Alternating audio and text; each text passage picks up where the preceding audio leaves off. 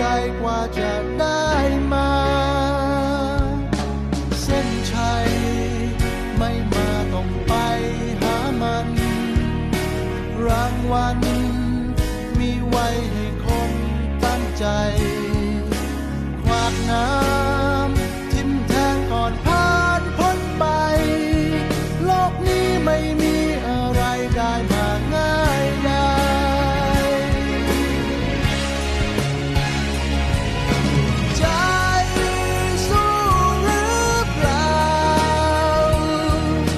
ไหวไหมบอกมาโอกาสของผู้กล้าศรัทธาไม่มีท้อ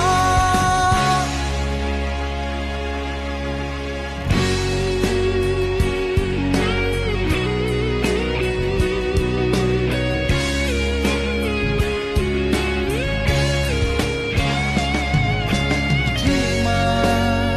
รู้ดีไม่รู้ที่ไปคนเรา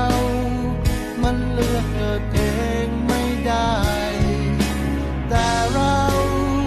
เลือกได้จะเป็นเช่นไรเลือกได้จะทำตามใจด้วยตัวของเราหลายคนเชื่อในเรื่องโชคชะตาบางคนเชื่อมั่นในตัวเองชีวิต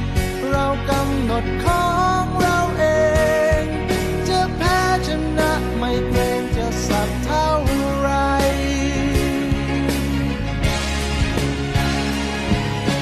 ใจสู้หรือเปล่าไหวไหมบอกมา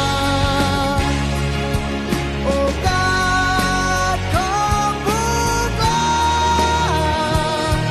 ศรัทธาไม่มีท้อเรื่องราวมากมายบีบคั้นกายและใจโอนอ่อนหวั่นไหวแต่ก็มีเหตุผลสำคัญ